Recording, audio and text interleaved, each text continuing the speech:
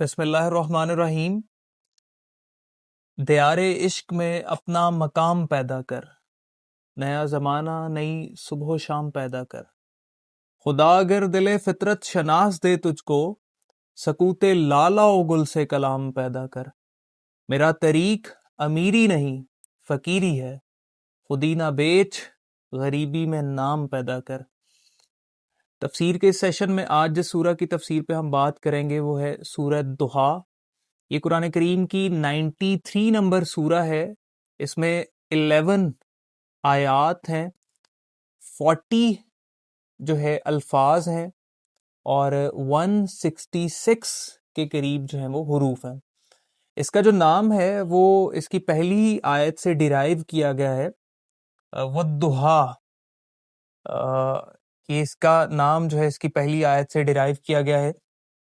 سورہ ضحیٰ کا اگر آپ پس منظر دیکھ لیں تو یا شان نزول آپ دیکھ لیں تو سورہ ضحیٰ ابتدائی دور جو مکہ کا تھا اس میں نازل ہوئی، اور سنیریو یہ تھا کہ آپ صلی اللہ علیہ وسلم پر کچھ وقت کے لیے وہی جو ہے اس کا سلسلہ رک گیا، اور مشرکین مکہ جو ہیں انہوں نے یہ کہنا شروع کر دیا نعوذ باللہ کہ اے محمد صلی اللہ علیہ وآلہ وسلم، آپ کو آپ کے شیطان نے چھوڑ دیا، اور اسپیشلی اس کے بارے میں جو ہے وہ ابو لہب جو ہے اس کی بیوی ام جمیل کا یہ سینٹنس جو ہے وہ احادیث میں آتا ہے، اور اس کے جواب میں جو ہے وہ اللہ تعالیٰ کی طرف سے یہ آیات نازل ہوئیں جنہیں ہم پڑھیں گے۔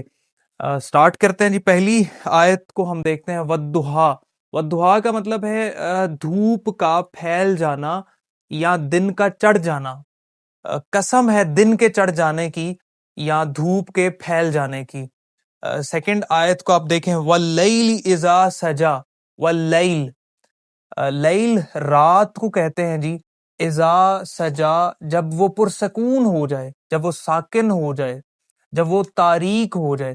یہ دو آیات بیسیکلی ہمیں بتاتی ہیں کہ جس طرح جو ہے وہ دن انتہائی مصروف ہوتا ہے اور رات انتہائی پرسکون ہوتی ہے، اسی طرح ان کی یہ قسمیں بیسیکلی مفسرین کے نزدیک اس چیز کو انڈیکیٹ کرتی ہیں کہ دن جو ہے جس طرح بہت مصروف ہوتا ہے، اسی طرح وحی کا ایک تسلسل جاری تھا، اور اس کے بعد سکون کے لیے کچھ وقت آپ صلی اللہ علیہ وسلم کے اعصاب کو سکون دینے کے لیے اس کے تسلسل کو روکا گیا، جس طرح دن کے بعد رات آ رہی ہوتی ہے۔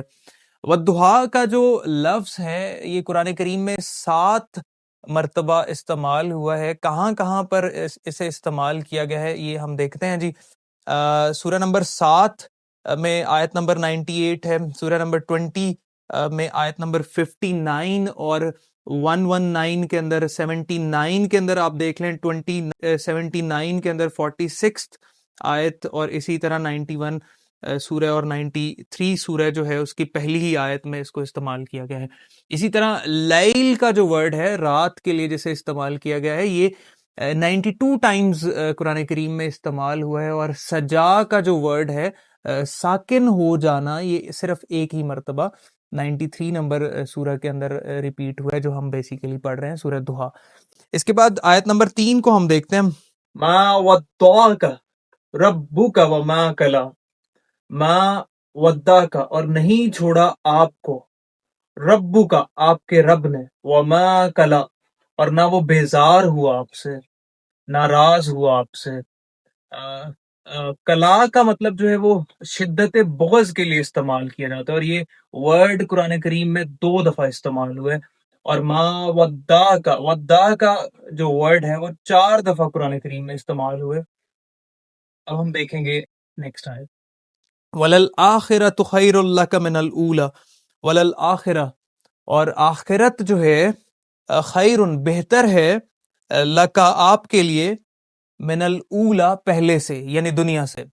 تو آپ کو یہ فرمایا جا رہا ہے کہ آپ کے لیے آخرت جو ہے وہ بہت بہتر ہے دنیا سے۔ یہاں اگر آپ نوٹس کریں، آخرت کا ایک ورڈ ہے جی یہاں پر استعمال ہوا، آخرت کا ورڈ جو ہے یہ قرآن کریم میں 250 ٹائمز استعمال ہوئے. سورہ بقرہ میں اس کی بہت ساری ریپیٹیشن ہے، آپ اسکرین پہ اس کو دیکھ بھی سکتے ہیں کہاں کہاں پہ استعمال ہوئے.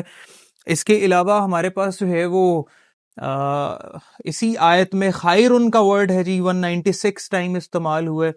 اور اسی طرح ہمارے پاس جو ہے اولا کا ورڈ جو ہے قرآن کریم میں 170 مرتبہ 170 ٹائمز جو ہے وہ استعمال ہوا ہے. اس کے بعد نیکسٹ آیت کو ہم دیکھتے ہیں جی.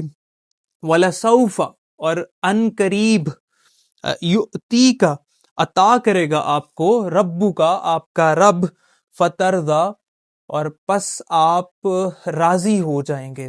ان قریب اللہ کریم آپ کو اتنا عطا کریں گے. یہ بیسیکلی آپ صلی اللہ علیہ وسلم کے لیے خوشخبری ہے، اور اس کو جو ہے وہ بعد میں دیکھا بھی گیا کہ اسلام نے اتنا فلرش کیا کہ جو ہے وہ امپاسبل جو ہے وہ ایک اسٹیٹ جو ہے اس کو سمجھا جاتا ہے کہ یہ ممکن نہیں ہے کہ اتنی جلدی کوئی جو ہے وہ، ایون دو کہ English writer Michael H Hart جو ہے وہ اپنی book the 100 most influential persons in the human history کے اندر آپ صلی اللہ علیہ وسلم کو پہلے نمبر پہ رکھتے ہیں، حالانکہ وہ کرسچن ہے، اور وہ یہی دلیل دیتا ہے کہ ہیومن ہسٹری میں کوئی بھی مذہب یا کوئی آئیڈیالوجی اتنی تیزی سے فلرش نہیں ہوئی جتنی اسلام فلرش ہوا ہے. اس کے بعد یہاں پر جو ہے وہ ہم یؤتی کا ورڈ دیکھتے ہیں جی. قرآن کریم میں 14 مرتبہ استعمال ہوا ہے یؤتی کا ورڈ. کہاں کہاں پہ استعمال ہوئے؟ سورہ نمبر 9 کے اندر 3 دفعہ استعمال ہوئے، اور سو آن آپ سکرین پہ دیکھ رہے ہیں. خیر اسی طرح فتر ضو یہ جو ورڈ ہے ان قریب جو ہے وہ آپ کو اتنا دے گا کہ آپ راضی ہو جائیں گے. 73 ٹائمز جو ہے وہ استعمال ہوئے جی. سورہ بقرہ کے اندر اس کی ریپیٹیشن ہے 120 آیت میں، 144 میں، 207 کے اندر، 232 کے اندر، 233 کے اندر، 265 کے اندر اینڈ سو آن. خیر اگلی آیت پہ چلتے ہیں. الم یجد کا یتیمن فآوا. الم کیا نہیں، یجد کا اس نے پایا آپ کو، یتیمن یتیم، فآوا پھر اس نے ٹھکانہ دیا آپ کو. دیکھیں یجد کا یہ جو ورڈ ہے 107 ٹائمز استعمال ہوا ہے قرآن کریم میں. یہ وجود سے نکلا ہے جی. یجد کا وجود سے ورڈ نکلا ہے. وجود کا مطلب ہوتا ہے پا لینا کسی چیز کو. اور فآوا پھر آپ جو ہے پھر اس نے آپ کو ٹھکانہ فراہم کیا. یہ ورڈ جو ہے فآوا 36 ٹائمز جو ہے وہ قرآن کریم میں استعمال ہوا ہے. خیر یتیم کو اگر آپ دیکھیں، یتیم ایسے انسان کو کہتے ہیں جس کا والد جو ہے وہ فوت ہو چکا ہو. اور انسان کے علاوہ اگر آپ کسی دوسرے جانور پر اس کو استعمال کرتے ہیں تو ایسے جانور کو کہتے ہیں جس کی مدر جو ہے اس کا انتقال ہو چکا ہو. آیت نمبر 7 پہ چلتے ہیں. وَوَجَدَكَ ضَالًّا فَہَدَىٰ. وَوَجَدَكَ یہ ورڈ ہم ابھی دیکھ چکے ہیں. اس نے پایا آپ کو، اور ضالًّا راہ سے بھولا ہوا، فہدا تو پھر اس نے آپ کو ہدایت دی.